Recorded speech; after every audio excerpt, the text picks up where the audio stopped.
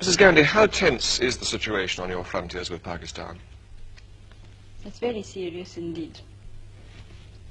The two armies are confronting each other. And of course, shelling has been going on for quite some time, even before I left. Do you really think it's possible that Pakistan would attack India with their present internal situations?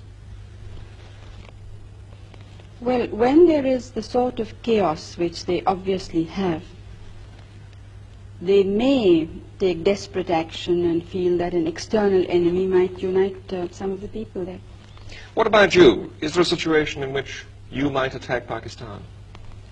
Well, I hope not. India has always tried to be on the side of peace and negotiations and so on. But of course we can't endanger our security in any way. Do you frankly expect to see war with Pakistan soon? It does look to many people as if it's inevitable. I don't think one can really give an answer to a question of this kind. But as I said, we are trying everything possible to prevent it. Why have you not felt able to agree, as the Pakistani president has, and he suggested it, that you should withdraw some troops from your frontiers? Pakistan, as I moved its troops forward, a considerable time before we did. Now, while they were there on our border, nobody raised any question that this would be endangers peace, or endangers our country. Now, when we felt compelled to, in the interest of our defense, the whole world seems to have woken up. Now, it seems a very unrealistic situation to me. And as far as going back is concerned, our positions are much further back. I mean, we don't have a second line that is that could serve us should Pakistan decide to attack after all.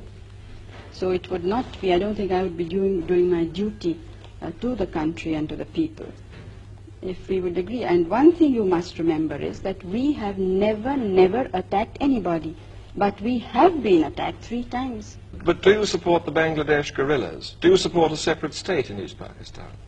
You see, it's not a question of supporting or not. The question is what is likely to happen. I don't think we can shut our eyes to the situation in a neighboring state. I think, and I personally think that most of the world believes this, they may not be willing to say it out openly, that Pakistan as it existed can never be the same again. But don't you think the situation on your frontiers might be less dangerous if you personally were to meet Yahya Khan, so that you understood each other's positions more clearly? Have you read some of Yahya Khan, the president's speeches and interviews? Yes. Well, and do you still think it would serve a useful purpose? Maybe you would understand each other's positions on the frontier better. You'd understand why your troops are stationed there. No, I understand it perfectly well. There's absolutely no doubt in my mind. Our troops are stationed there because we were threatened by the military regime of Pakistan. In no uncertain words, there has been a situation of indirect aggression. And I don't think that you could point out to me any other head of government who in the present circumstances would have been so restrained, when the entire country is not restrained. And it is great difficulty that we are holding the situation. And then what we get outside is to equate us with a government which has killed more than 1 million people, which has created conditions of barbarity which I don't think the world has very seldom seen. Perhaps against the Jews in Hitler's time, but I don't think in any other time of history has this sort of thing been witnessed. Do you see yourself somehow being drawn into this, being involved in this in some way that you might have to intervene in East Pakistan?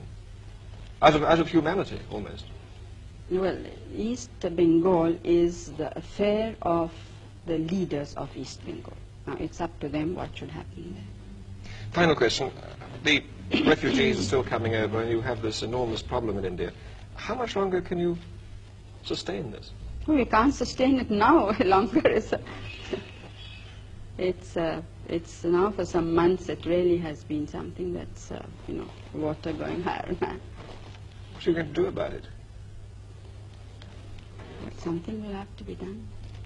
One thing I must say, that I'm absolutely determined that all the refugees of all religions must go back We are not going to absorb them in our population.